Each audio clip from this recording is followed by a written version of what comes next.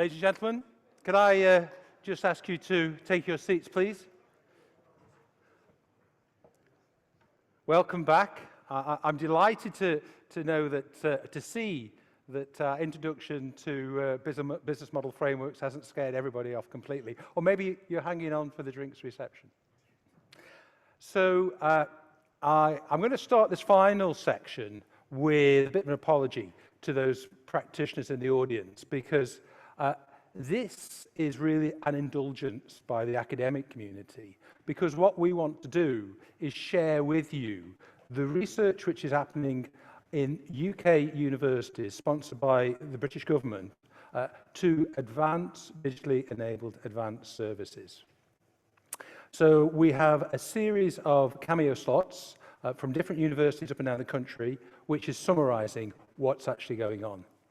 But first of all, to give you some background to that work, I'm delighted that my friend and colleague, Professor Roger Moore from Exeter University, has found his way up the M5, up the M6. He's actually a local lad. He's actually from the Black Country, but we don't hold that against him. We do try and educate him in the ways of Birmingham. So with no more to do, I'm going to ask Roger to give us a bit of an overview of some of the research which is actually being funded to support advanced services in the UK. Roger. Thank you, mate. Thank you. Yeah, as Tim said, you can probably tell from my accent that University of Exeter might be my designation, but I've never lost that Black Country boy. My day job actually is part of a research group called Index. We're the initiative for the digital economy at Exeter University. And as part of that, we're interested in all things around digital technologies. Okay, so we're interested in the application of digital technologies and where they make a difference. And there are three principal activities that we do. So I just want to briefly do a bit of a pitch for our group. We're interested in, we have a bunch of computer scientists, we have a bunch of data analysts, and a bunch of social scientists. And we're interested in all the application questions as those three things come together. Because listening to much of what you guys have been talking about, you have the same sort of problems. You put business people in the room, you put data people in the room, and you put computer science people in the room. The trick is getting them to have a conversation about the same thing.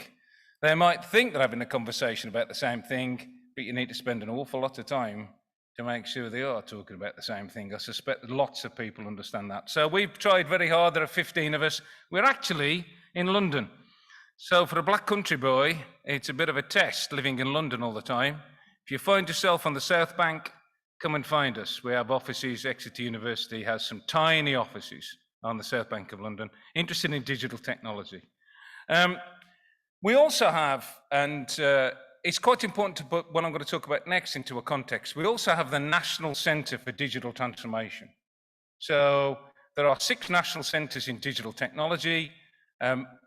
Most of those are particular technologies. So if you want to know about blockchain, you go to the University of Surrey. If you want to know about media technology, you go to the University of Bath. If you want to know about cybersecurity, I will go to the University of Nottingham. If you want to know about digital transformation, you come and talk to us at Exeter, because we've got this national centre, which has had about a £13 million investment from industry, the universities and the research councils. And the 3 things that we're particularly interested in, and which are directly related to what Tim's talking about, we're interested in the business models. So we're interested in this movement, not just in digitisation, but digitalisation. So that's an important difference in words there for us. We're not particularly interested in digitising things. We're interested in what it means for the business model.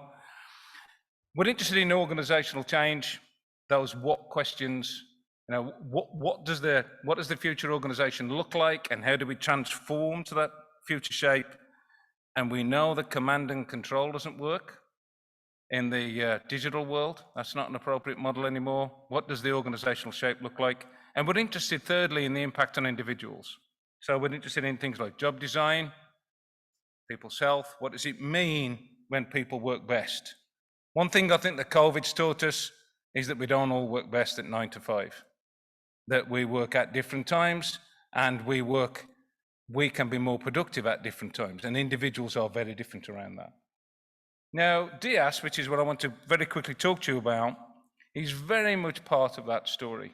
DIAS stands for, and all those boards behind you, Digitally Enhanced Advanced Services. And it's a coming together of 4 universities. It's coming together of Tim and his expertise in servitization and advanced services. It's our expertise in digital. It's the Nottingham guys and their expertise in data analysis. And it's the Cranfield people and their expertise in engineering. So the whole idea was that we would start to form a community.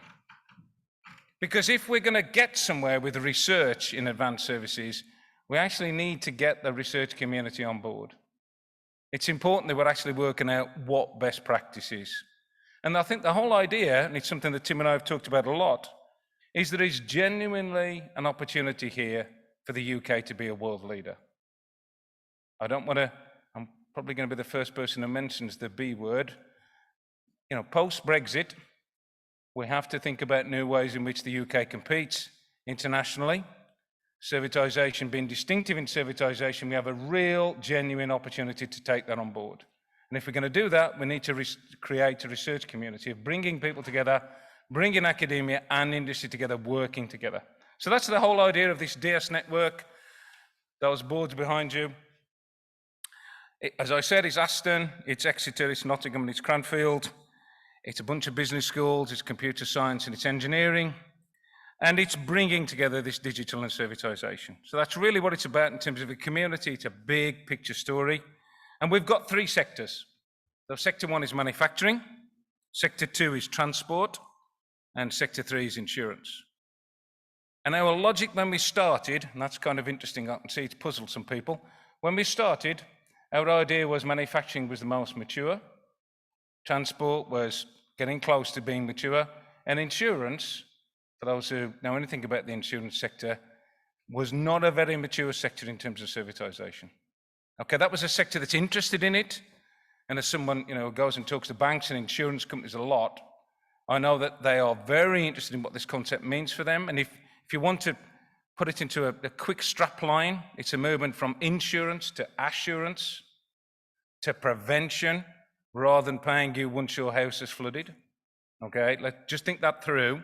Just think that what through that means for them. But right now, there's a lot of capital right in the city, very interested in that question. I would say it's every single week we as a group get interest from insurance companies about what that means. Okay, they're very interested in moving into that space. So we had these 3 sectors, different levels of maturity. Our argument was, Tim and I, insurance and transport have got something to learn from manufacturing. Can we move across? And we've probably got 3 big ideas, and I've heard them today. So I just want to reiterate them. So we are starting to find big issues around trust. And we've heard trust a lot. Sarah talked a lot about trust. We're interested in trust between parties. So does that mean between individuals, or between organizations and individuals, or organizations and organizations? And I would suggest to you they're very, very different things. Fundamentally different things. Trust between organizations and organizations is different between individuals and organizations.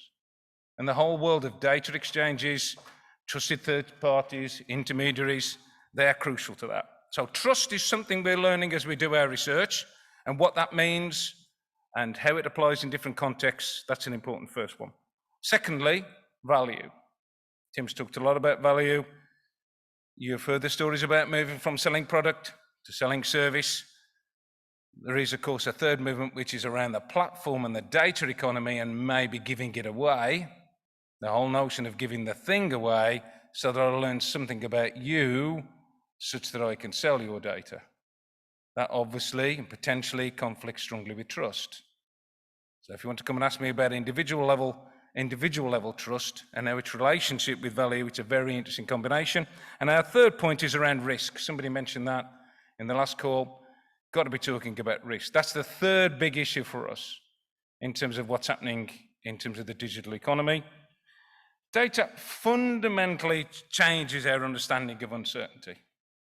Historically, we've had We've had normal distributions or distributions that will enable us to say, this is the probability of an event occurring. Now we're starting to say something specific about you. You know, the whole point of these bands, and I could bore people with stories about these bands, the whole point of the bands, you know, things like a Fitbit or an Apple Watch, the thing about the bands is we can start understanding about your health and we can personalize that health. You know, we can start understanding about you, and digital enables that. It's a machine, it's a dog or a cat or something specific, and we can understand about the risk and uncertainty around that thing. Insurance companies have woken up to that fact. They've suddenly started to realize, oh, their actuarial models were all about probability. Suddenly, wow, I can actually get it on an individual now. To some extent, we should all be terrified by that. So it fundamentally changes the nature of uncertainty. It leads to a movement to probability of failure, understanding the probability of failure across a group to behavior of individual items or persons. So there are three things I want to take away. Three general things that we're interested in DS. They're about risk, they're about trust, and they're fundamentally about value. So our job was to fund a bunch of research projects in those areas. We wanted people to look at manufacturing and transport and insurance, and to look at what was changing, what's fundamentally changing in terms of servitization. And we've got a bunch of projects to present. We have, and what we have, ladies and gentlemen, is a series of short 10-minute presentations. They are really at different universities up and down the UK, showing the work which has been carried out, funded by this initiative, to really help to create that platform of research that Roger referred to help to position the UK in this space. The first one of those is Dr. Melanie King from Loughborough University, and I'm going to show you a short video now where Melanie summarises the research that she's actually doing in this space. Hello, my name is Melanie King. I'm a lecturer in systems engineering at Loughborough University, and thank you very much for allowing me to present today at Servitization Live. Although I'm not live, I'm currently teaching in Loughborough on the Systems Engineering Masters programme. But I really appreciate the opportunity to present a project that I did with a colleague from Sheffield Hallam last year, Dr. Sarah Mountney, and we were funded by the network to work with a rolling stock operator, and we were looking at different ways, foresight futures and systems thinking and systems modelling to help evaluate some digitally enhanced advanced service concepts with them. So we were working with the Roscoe to explore two ways in which a company might explore opportunities in the servitization space and to look at possible and probable futures. The two alternative approaches were a very creative futures, 50 years into the futures way of using scenarios and design fictions and mapping onto a futures funnel. The second was a more traditional systems modelling approach. For us as researchers, we were really keen to understand which method offers the best opportunity for discussions on future operating possibilities. So we began our research looking at what was going on in the rail industry presently, and it soon became apparent that actually there's these huge trends that are evident across the whole mobility landscape actually, and of course decarbonisation is key and critical to not only the rail industry but the whole of the mobility sector. So we identified 5 megatrends, decarbonisation being one of them, and the change in travellers' needs, travelling needs and travellers' needs, and that's not just because of the pandemic, it's shifts in ways of working as well that was happening before that. Of course, digitisation that's happening in every industry across the board, and digitalisation too in organisations. And I mentioned mobility ecosystems before, but it's the future of transport systems really. The government had a lot of strategic vision around how we should all be travelling in the future. It's not all about self-driving cars. It's about network systems and door-to-door journeys, and very much from the perspective of passenger experience. And of course, business model innovation. So for us, we were looking at servitized opportunities and delivering services based on outcomes rather than products. So in the first approach, I mentioned we were looking 50 years into the future, and we used scenarios to help us do that.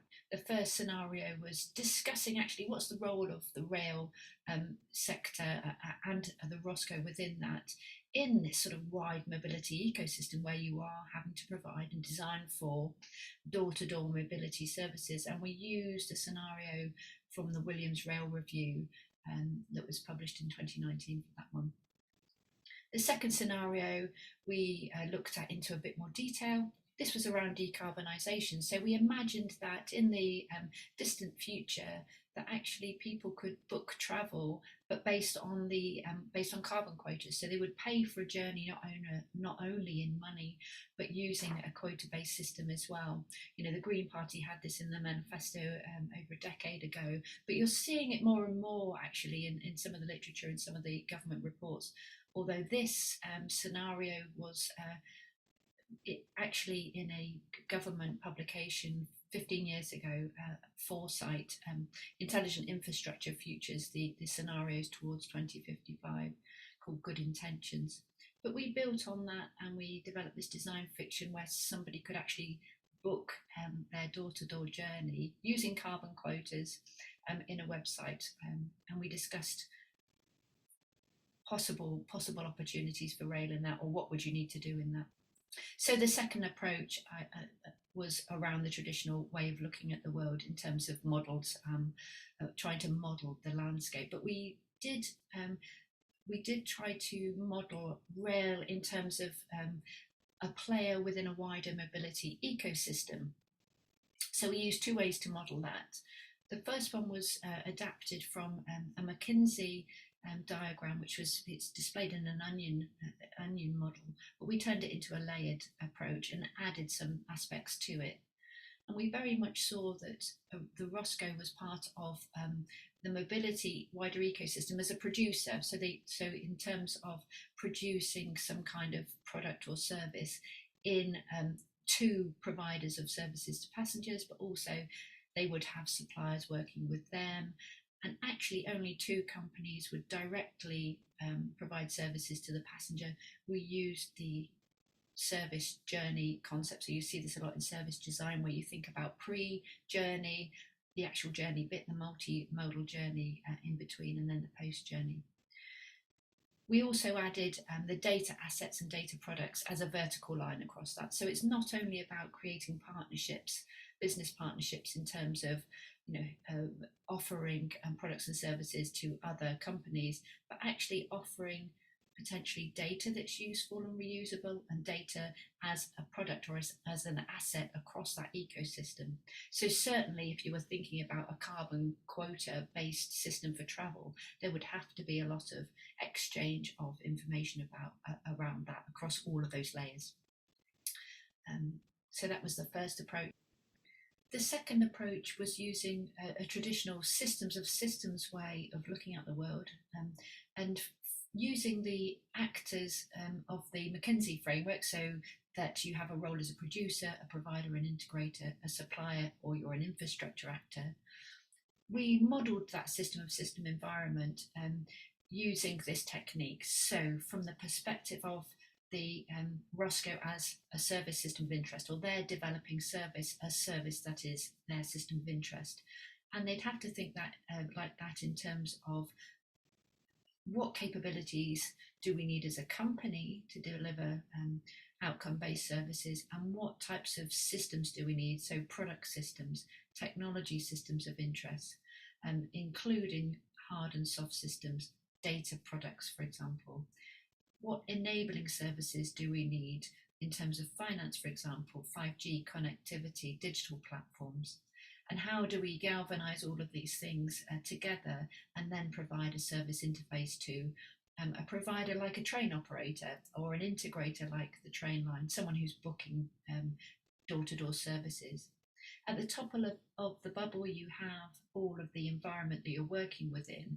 So you have competitors who are also producers in the market, who are working within a context of regulation, law, environmental, taxation, political influences, etc. Underneath the bubble, you have the things that make up your service, the things that you require. So you might have outcome-based contracts with other suppliers, for example, and other infrastructure suppliers. You might have people who directly are contracted to develop products in your service. And you will also have to take into account the, for example, availability contracts that you might have with some kind of 5G comms infrastructure. This system of systems modeling was seen to be really powerful, actually, as a way to help your an understanding of your role within that wider ecosystem. And so this was really successful from our perspective and from the perspective of the ROSCO as well. And it's something that we're going to develop further. So I mentioned before that I'm teaching on the master's degree apprenticeship at the moment, so it would be remiss of me not to plug that. If you'd like to find out more, you can visit our website, Loughborough University's website, but actually you'll find that systems engineering as a discipline is moving outside of traditional engineering companies.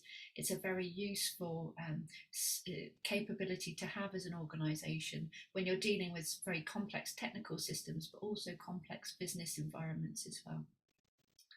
If you'd like to find out more about the project or any other projects that we're involved in, please visit my website, drmelanieking.com, and there's lots of information, contact information on there about this project and others. Thank you very much. So Melanie's work was very much focused upon the rail transport industry, and the poster summarising her work is on the board at the back. And that then brings us to another project which we sponsored, this time at Henley, which was also dealing with transport and being run by Phil Davis. And Phil, are you with us? Hi Tim, should be able to hear me. Right, we can hear you, we can see you. So Perfect. Take us away. Thanks Tim. So hi everyone, great to be dialing in virtually. I'm down south as well in Reading.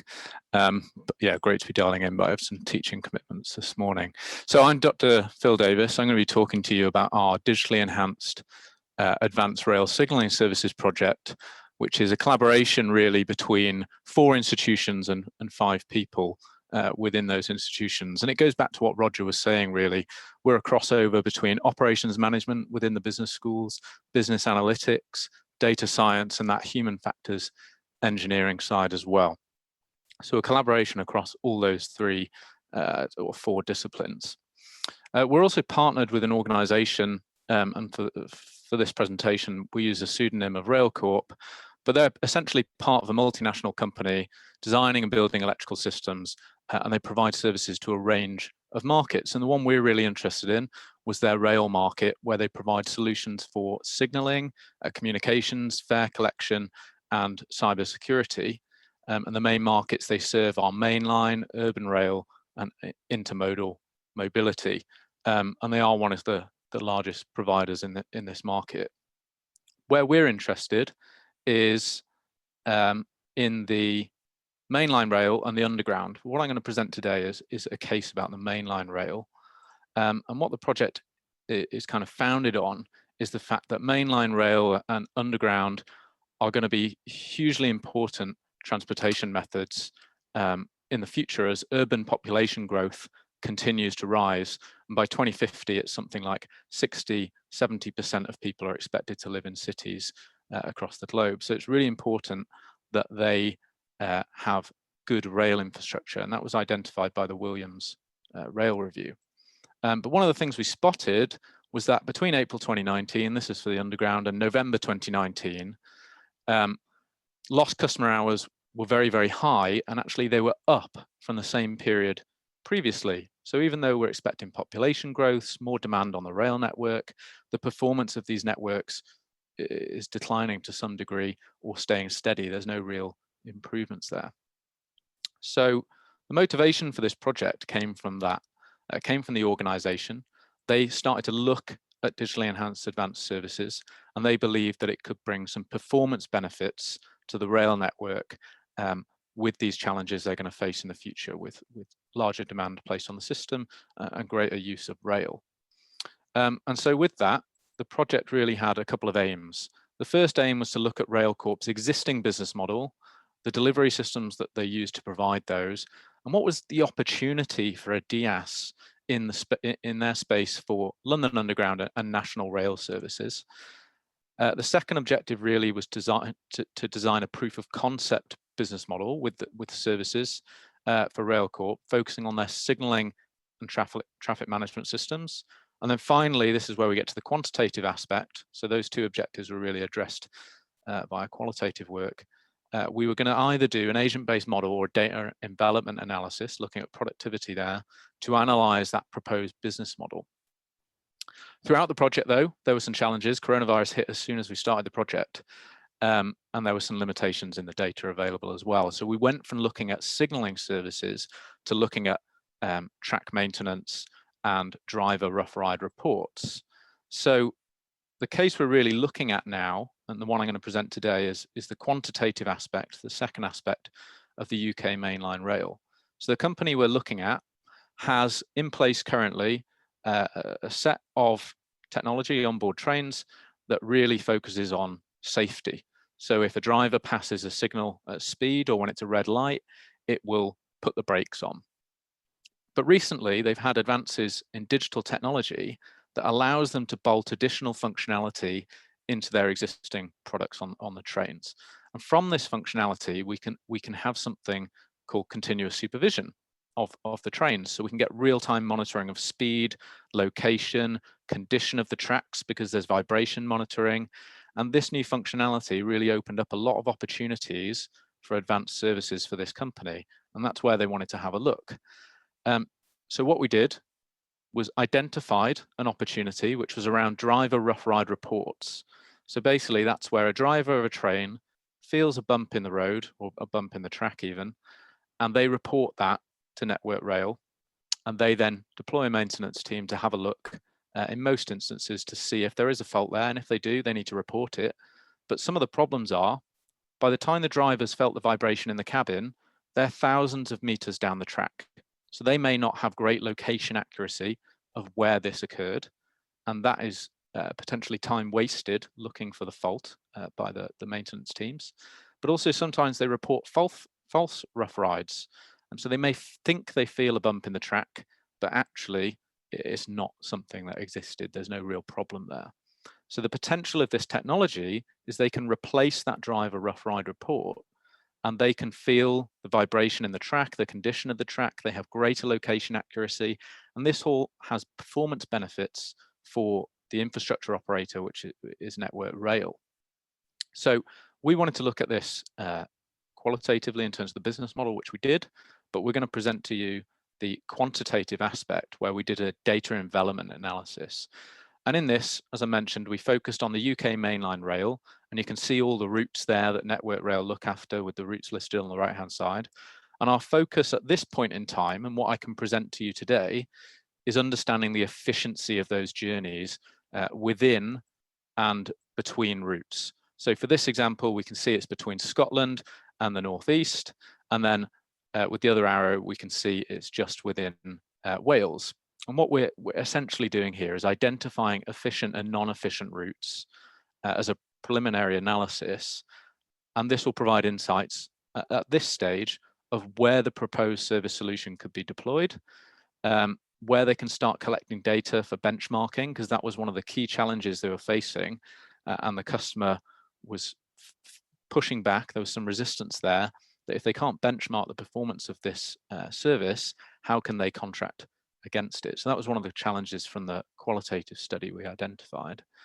And the DEA essentially is just measuring productivity or productive efficiency of decision-making units. And in this instance, on the slides, you can see the different route areas. Each route has maintenance teams associated with them, management teams, etc. So we're seeing the routes as the decision-making units.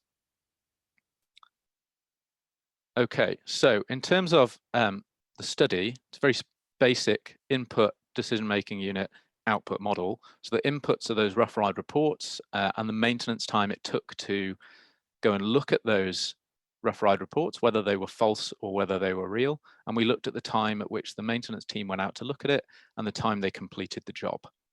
And the output we were looking at really was what was the impact of these rough rides on route efficiency, delays and cancellations, and we looked at most efficient and least efficient routes. And I'll show you just quickly here. We've got July and December, and you can see we've got different routes as the lowest efficiency across the rail sector. Now, this doesn't give us too much insight, and I won't go into it too much, but you can see some weather variation and stuff like that in the results. But this is quite a descriptive model, and we want to move on from that towards prescription. So we actually got the information the other day, but not in time for this presentation. And our inputs aren't very good at the moment in the model. That's the simple, honest answer. But we are integrating weather data, maintenance budgets per route, maintenance delivery units, track maintenance engineers, technical services, lots of other things we've now received from Freedom of Information from Network Rail. And we can take this model to the next step, really. And we look at moving from description to prescription. So why are these routes less efficient? Can this service be benchmarked on these routes? And we can move towards a empirically grounded simulation with some assumptions about this service to look at the potential performance benefits we could gain from it.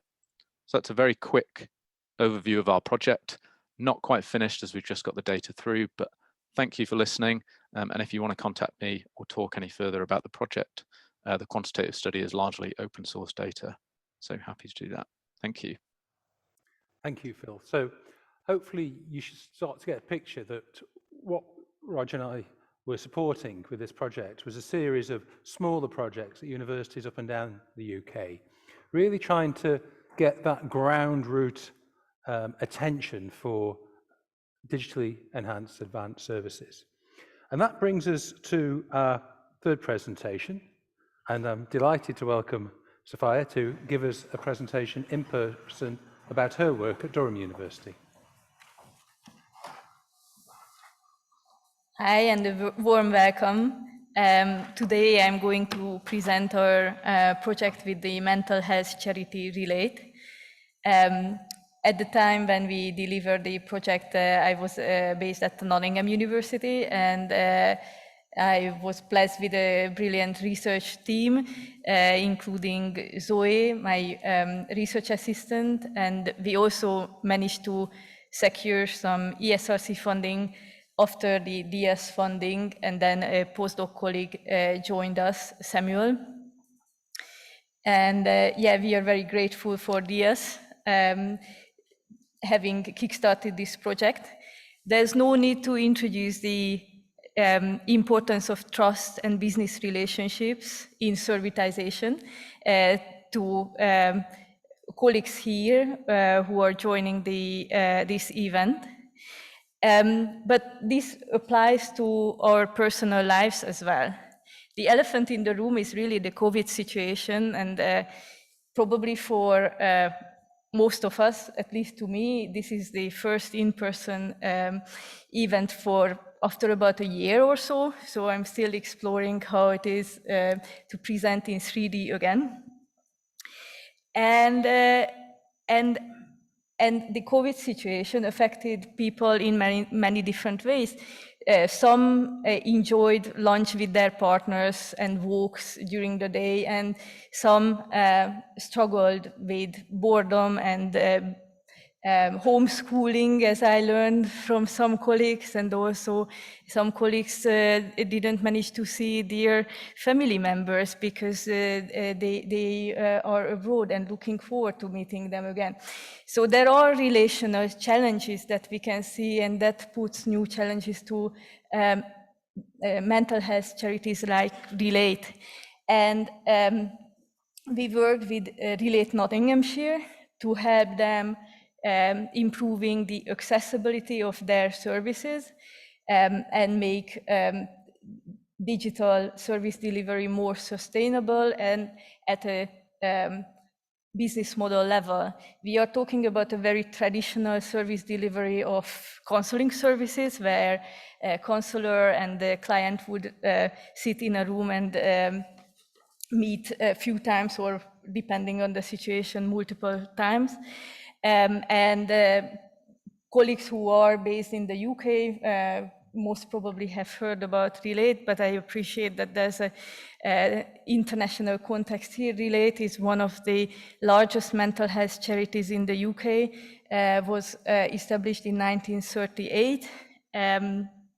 And they provide all sorts of counseling, especially couple and family counseling, but also sex therapy, and also counseling for young people, just to mention a few. And in this project, we helped collaboratively with them to create a digital maturity toolkit that I'm going to present today. I mean, not all the details of the digital maturity toolkit, because that would be death by PowerPoint.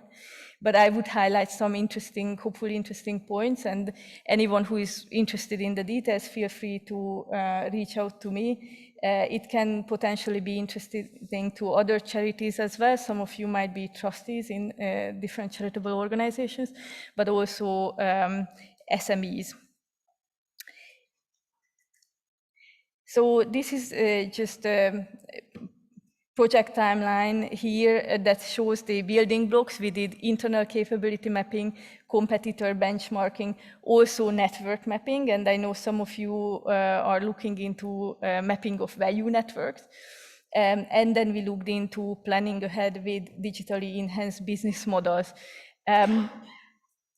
Relate Nottinghamshire started digital service delivery during COVID as a one-off 30 minutes counseling service. And we were looking into how this could be made more sustainable. So instead of a one-off, how clients could stay with them through digital counseling, and then created the digital maturity toolkit that I'm going to present soon. This is just a network map that can be useful not only for Relate Knots, but also for several other organizations as well, that helped us to look into potential collaborations and the existing collaborations. So besides the existing network, we looked into also where the potential relationships are and where the relationships of the current partners are. For instance, a very interesting collaboration is with the firefighting service. And then we looked into with whom the firefighting service works, and maybe potential collaborations with them. And we also applied the 7 Ps of the marketing mix. As simple as it is, we found it useful to have a picture about the as is, what is happening now in terms of the product, place, promotion, price, and as we talk about services, processes, people, and physical evidences, and what are the potential developments here. And the digital maturity toolkit that we designed had 4 main areas: client communication, segmentation strategy, service delivery, as well as organization and culture. Here we can see some examples for client communications. First, we looked into the website, and then we looked into the use of customer data. We know from Goodyear, the case study, how important it is to collect customer feedback and use that in a meaningful way.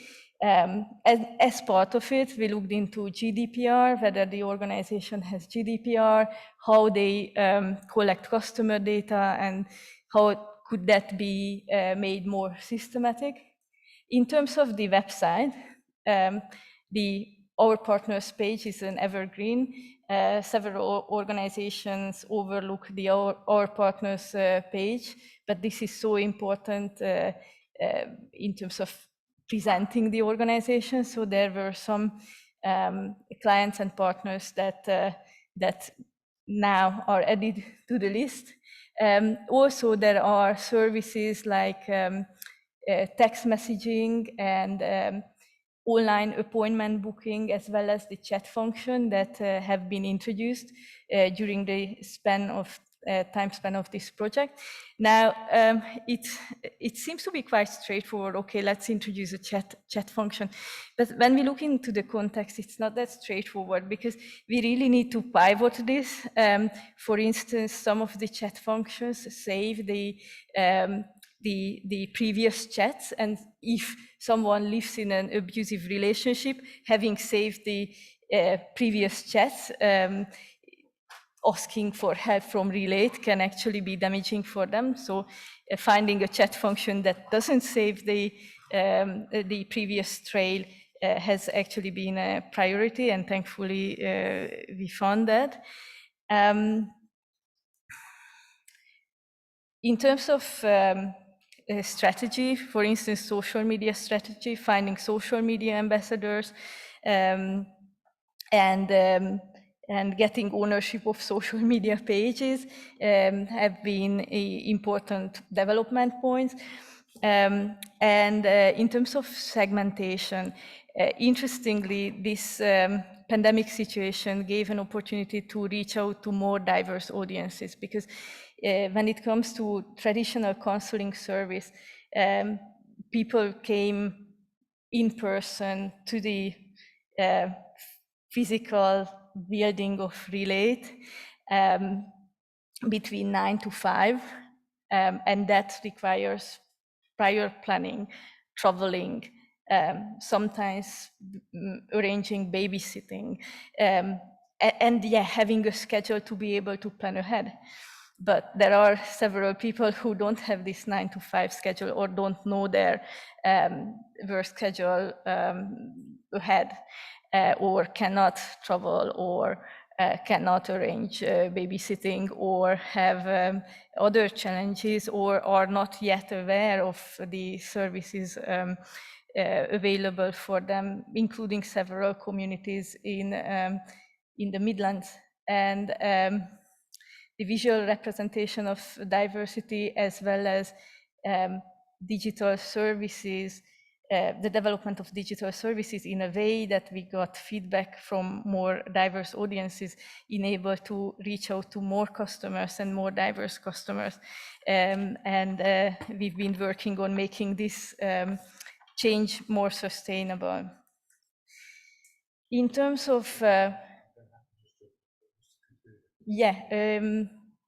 finally, service delivery and organizational and culture. Some clients feel less exposed with services delivered digitally, so there's an opportunity here for Relate and for other charities and other organizations as well.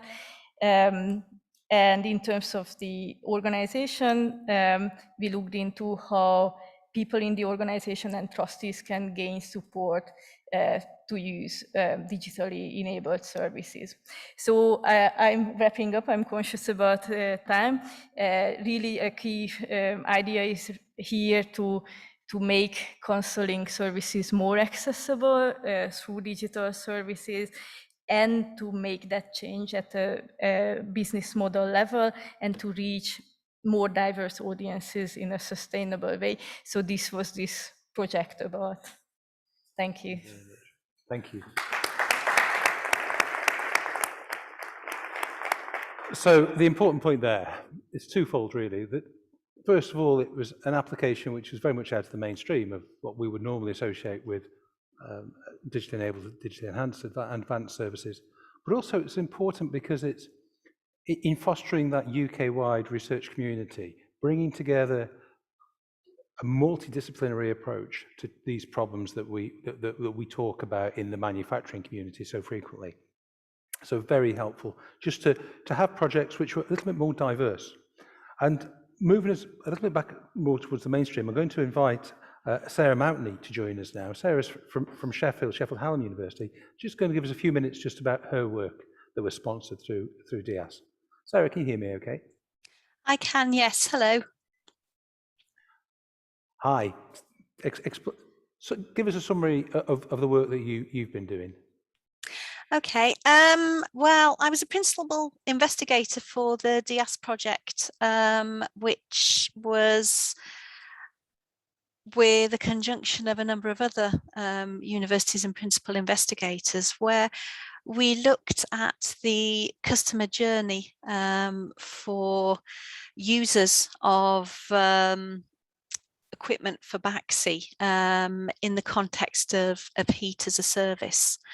And I'd like to present on behalf of the research team today. I have a number of slides to show.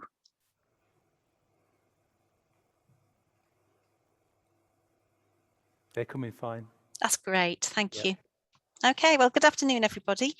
So I'd first of all like to start off by introducing the research team this afternoon.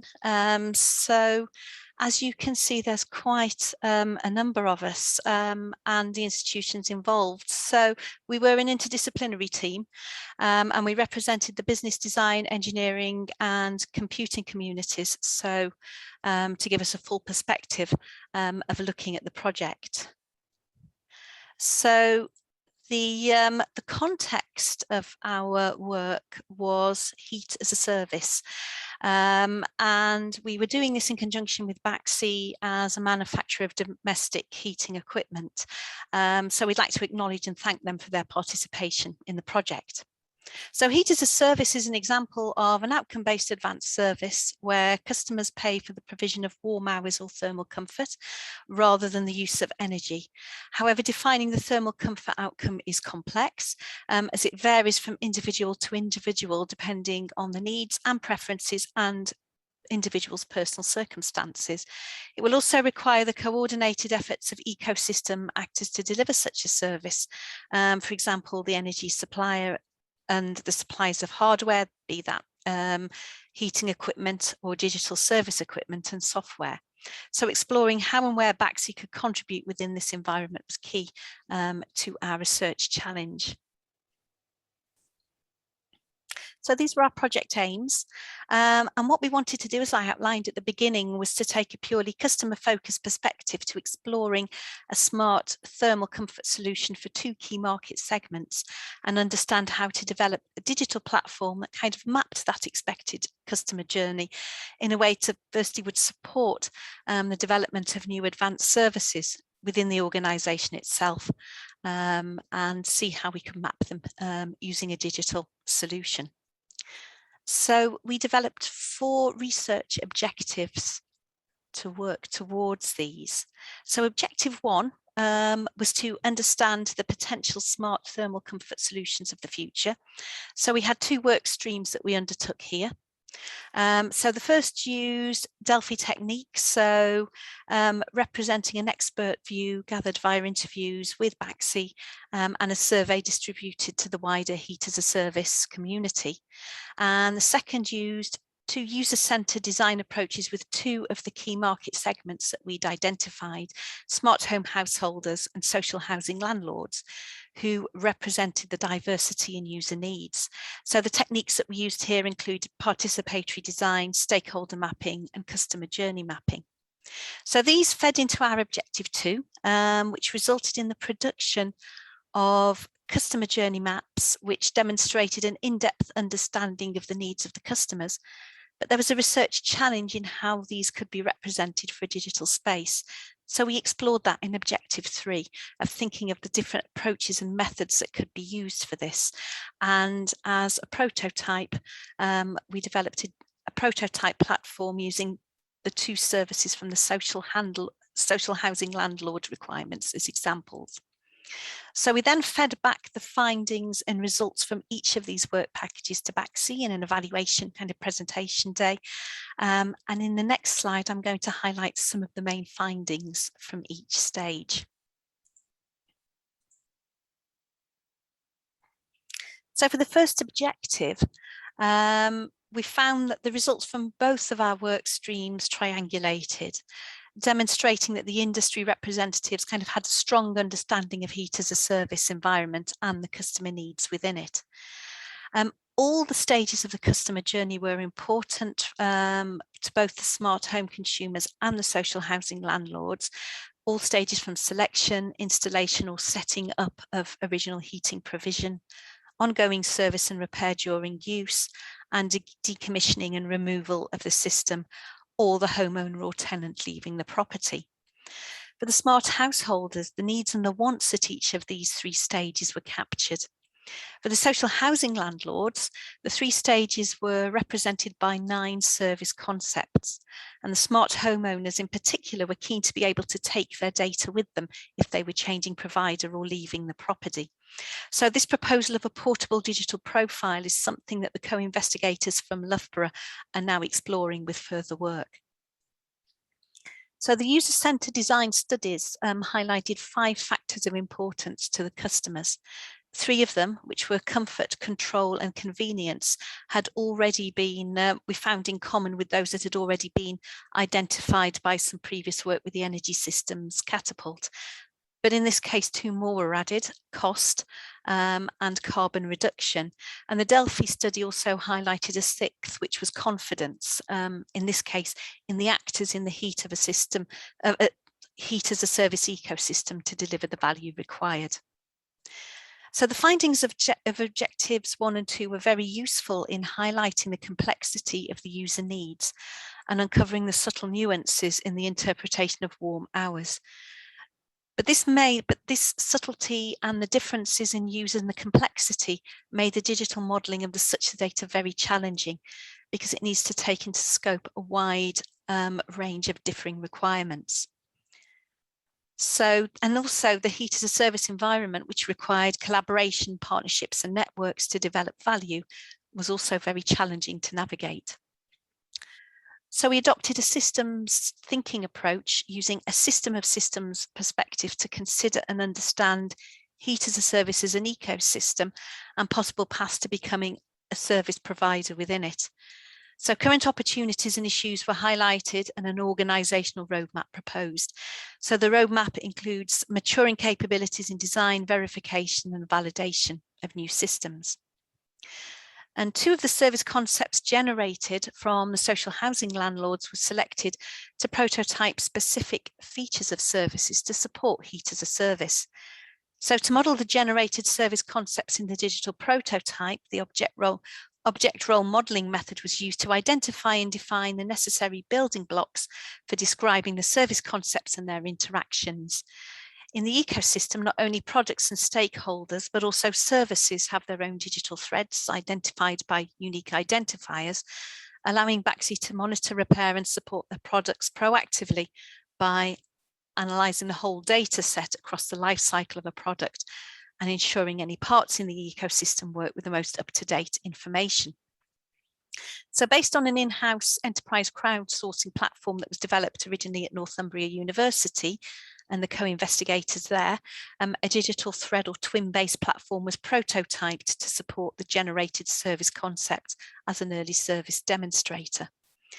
So in terms, the idea is that this would build to us a collection of rich data stored in a virtual system, which would be gathered from machines and users to help make evidence-based decisions on improving heating devices and services in the physical system. So in time, this rich data could be developed to give real-time feedback in service working from a digital thread, which is what we started to prototype here, to more of a digital twin. So our final slide here shows the outputs produced as part of the project to date and funded and planned future work in the area. So the project presented analysis of the opportunities and challenges for manufacturing the heat as a service environment and a greater understanding of how and where advanced services development can take place. So using user-centered design approaches created a greater understanding of the user requirements for advanced services and the complexity of the environment which provides these services. So these are 2 streams now being considered for future work.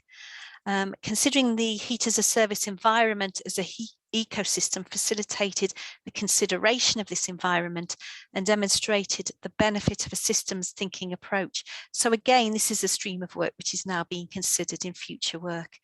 And further work is also taking place in developing digital threads and digital twins within advanced services.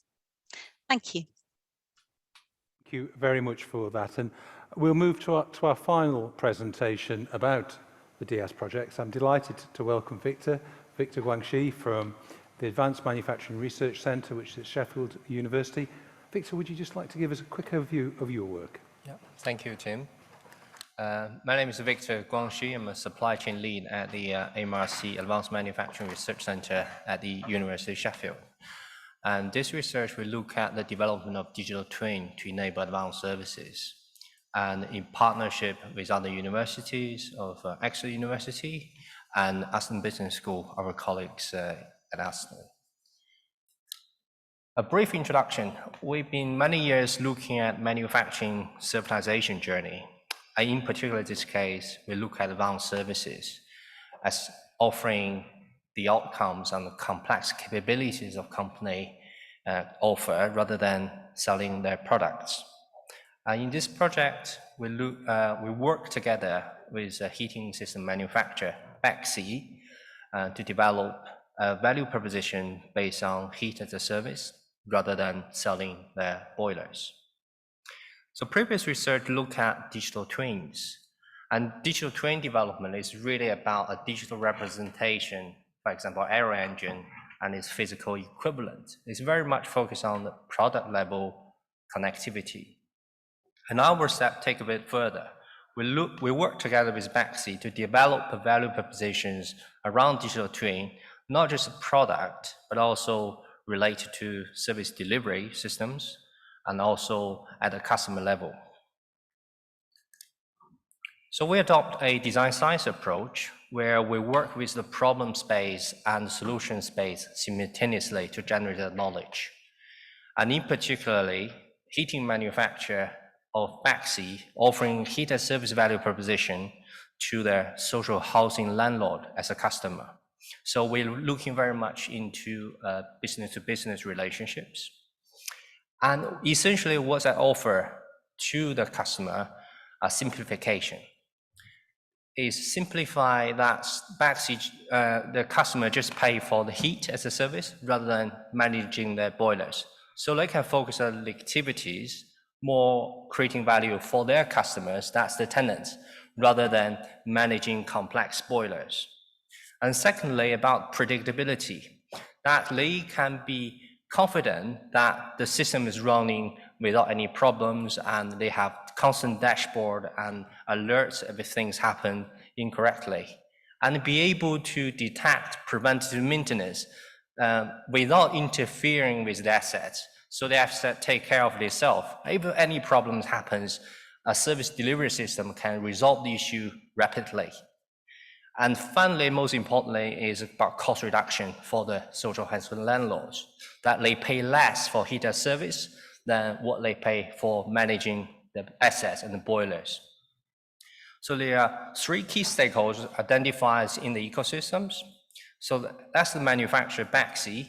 They're providing heat as service value proposition to their customers. The social housing landlords that are responsible for the tenants, and also the installer networks, a little bit like a Uber model, where to enable advanced service delivery systems, Baxi has not just relied on their internal service fleet, but also external service fleet, external workforce of installers, how to leverage these external powers to scale up their operation, service operation. And to do that, we developed what we called a digital twin information architecture to identify the information need for developing this digital twin. So it has two levels. On the left-hand side, it's about backend. It's about understanding about the products and the service delivery systems. And on the right is about understanding the customers, the social housing landlords, and the tenants. So what we developed digital twins understanding at the boiler connectivity is the manufacturer make these boilers, they have all the data related to the boilers, but also understanding about this operating condition, where the boiler sits in a particular household or in particular facility, and understanding about service history of the boiler, be able to conduct this predictive maintenance activities, so they can predict actually when the boiler likely to fail, so they can do the service at the back end without interfering the customers. It's very much about low carbon. It's about efficiency of using the boiler, by designing them much better way that they reduce the number of reduce the energy and the sort of carbon emissions related to it, and also prolonging about circular economy, prolonging the life cycle of these boilers, be able to take care of the systems to use it much longer. In the back end about digital twin is understanding real time about the service delivery networks, really understanding how the system is being delivered, how the systems being developed, be able to accurately forecast the demand side of when likely they will need services, and be able to use their service fleet, have the complete visibility of the service fleet to carry out this work. And also using digital technology such as VR and AR to have the connectivity reduce any unscheduled maintenance task, any unnecessary visit. So that's also creating better environmental benefits. And for the customer side, it's really understanding about the customer, helping the social housing landlords taking care of their tenants.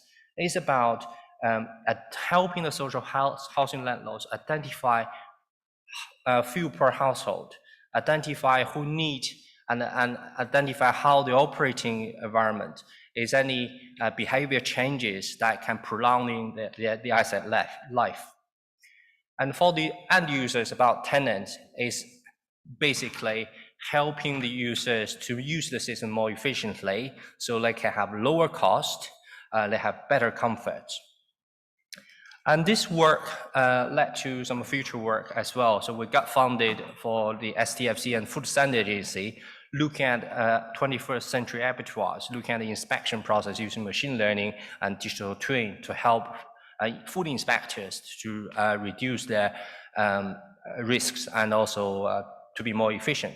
And also linked to the zero carbon hydrogen economy, we're working with a large consortium of business partners looking at potential what sort of a service adoption in the hydrogen economy, what sort of in contribution in the supply chain side, as well as how the hydrogen economy, for example, carbon capture and storage as a service, or clean energy as a service, leading to the future.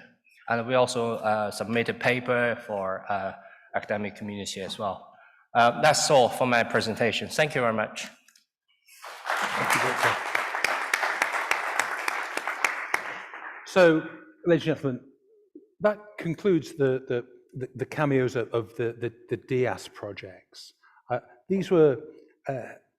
This was just a small group of a much wider group of projects, which was supported, has been and is supported through this network, which Rog referred to when we started this session.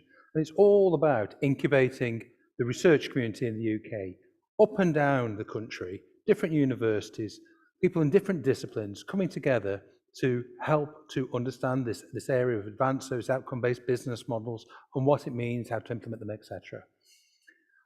BACSI, you've heard us referred to heat as a service a few times. That's because we wanted what we referred to as a poster child. We wanted an organisation, an example of an advanced service that people in the academic community who were really quite young and fresh to this concept could understand, get their heads around quite clearly. And BACSI very generously opened its doors, and as an organisation, it allowed the researchers to have access and to spend time with the organisation and to find out and help the organisation to develop their understanding of these advanced services. But then it naturally led ourselves to explore opportunities to go up a gear. And Ian's going to now talk you through how the work in DIAS has led to a very serious business project with BACSI. Ian. Thanks, Tim. Get the slides okay? Right. Ian McKechnie, the Advanced Services Group, Aston Business School. I was meant to be doing this presentation this afternoon with Dr. Andreas Schroeder, but he has 4 young children and everyone in the household has got COVID. So they're all safe, but it's fallen to me to cover some of Andy's material. So I hope I do justice for him. So I'm going to talk about, as Tim described there, the journey that we've had with BACSI and how we've worked with them over the years. You'll see there that there's a number of different research councils. The DS project was just over 1 million. That was to bring some of these projects that you saw in the last 45 minutes or so alive. Where we've taken it is we've taken some of the ideas, and you'll see on that little graphic there is something that says keep people warm. So that was the kind of Baxi thing. How do we keep people warm? So we've taken that, we've then, with Baxi's help, submitted a bid to Innovate UK for about 1.7 million.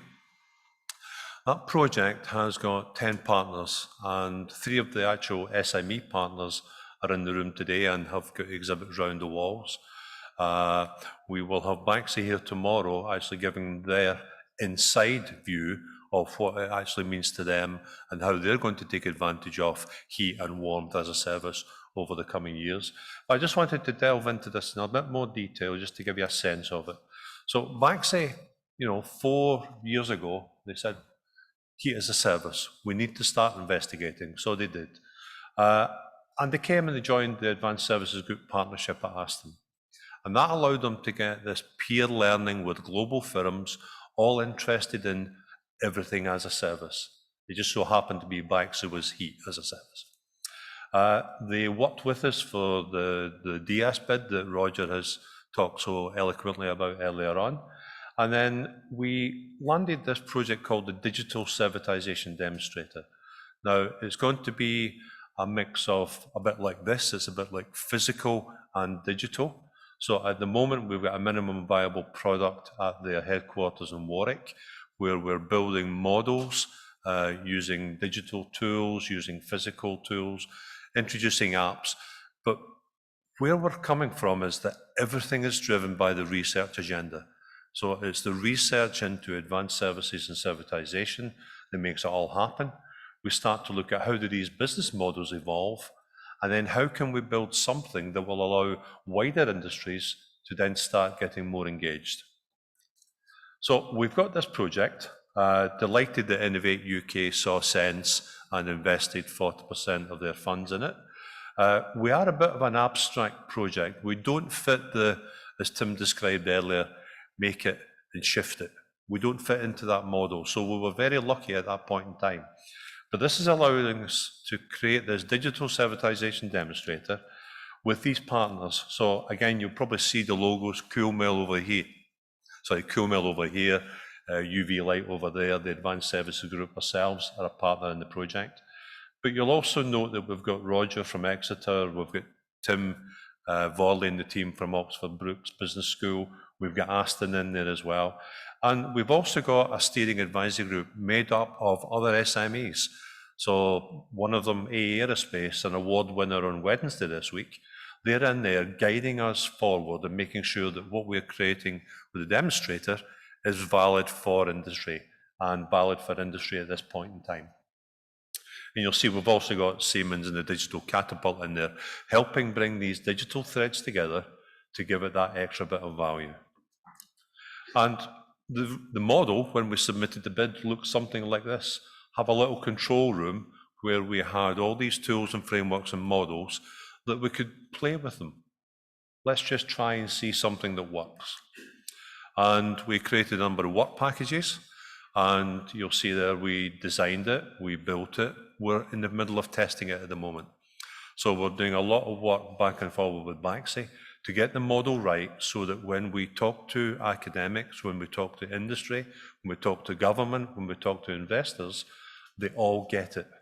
They all see that there is a model here that everyone has an opportunity to do something better with. And ultimately, using the roadmaps and the research tools, we'll refine it. It will be available for people to come and see. It will be open. And from Baxi's perspective, they want to sell it. They want to sell more heating as a service.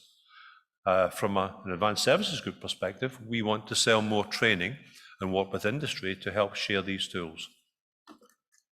So the original design looked something like this. We had a 45 square metre space in Baxi in Warwick. That's now evolved to put it on a much higher pedestal. It will be in another location in the West Midlands, and it will be bigger and better. We're using this for the minimum viable product at the moment, but it will have heat pumps in it, it will have boilers in it, it will have components from Digital Catapult. So we'll show how all of these integrate. Cool Mill are bringing along their little rice milling machine. So it's not just about heating as a service, it's about everything as a service. So a great facility to come and see. And we've designed it at different levels. So there are 5 levels. 0 is just, there will be some nice boards up and people that are at Baxi can walk around and have a look at it. Level 1, perhaps a 45-minute guided tour by the MD with some visitors. Level 2 might be a 2-hour interactive. Level 3 is where the real crux of it comes together. That's where we bring in the customers and we build and develop new business models. And we use the interactive tools, ones that Parikshit and Tim described earlier, where they will actually leave the facility with their own blueprint in their hand. Very powerful tool, but it's not just about heating as a service. It majors on heating as a service, but it will allow us to look at things like disinfectant as a service with Paul and his team from UV Light. We're going to be testing with industry January onwards. The project comes to an end in June 2022. It will then be open and would invite you to get in touch if you want to see what that pilot phase might look like. With some of the quick tools, we use the wealth of IP that we generate within the Advanced Services Group and through Tim's research team. We build all that together. We use it in a way that's beneficial to Baxi to allow them and their customers to see how to use them. And the research that comes from it is significant, but it's also the research that drives the input in the first place. So it's very circular in the way that the academic team work together. So that's me, thank you. Thank you.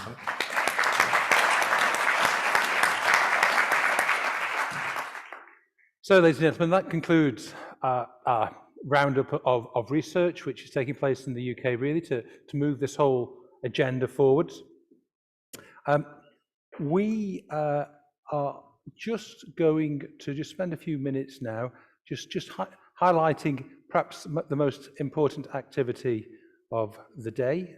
If I can invite David to come and join us.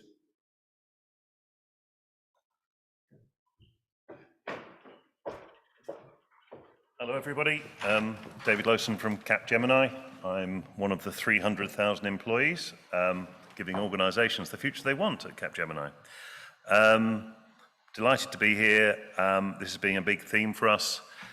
I am lucky enough to float around Europe talking to pretty senior people in very large organisations, and I would say the agenda you're talking about here is probably one of their top 4 reasons for transforming their businesses, whether alongside the sustainability thing, perhaps a move to agility, and this.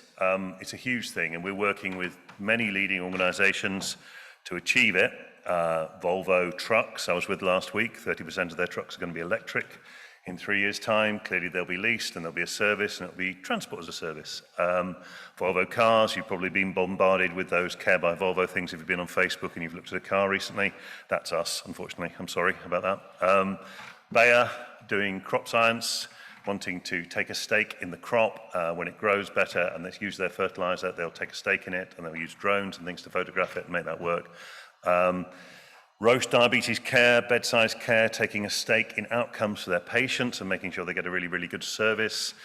We've done lots of work with aero engine manufacturers, with most of the automotive manufacturers. It really is a top thing. And I would echo what I've heard in the last hour, that it's far more complicated than customers think it's going to be to make a success of it, and it puts pressure on lots and lots of parts of your business that you wouldn't expect, for example, your balance sheet, and it also changes the way your customers behave, so you have to react to them correctly because they expect more and they expect different things, and they make different choices, so it's all hard to get through. We'll be downstairs in the bar from now on. It's very brave of you to be here, so I think you all deserve a drink, and we're doing that downstairs from 5 o'clock, so please come and join us and have a chat. Lovely to have met you all. Thank you. Thank you, David. Thank you. So, just final words to ourselves, and of course the online community. We're back tomorrow at 8:30, 8:30 UK time. And what we're going to do is we're going to focus at a couple of topics and just do a bit of a deep dive in those and really focus upon the organisations which are bringing about some of these service innovations. We're going to look at healthy living, the ageing society, and other innovations associated with this. So thank you to everybody for your participation today, both in person and online. I've really enjoyed it. Thanks for staying with me to the very end. The bar is open. Thank you.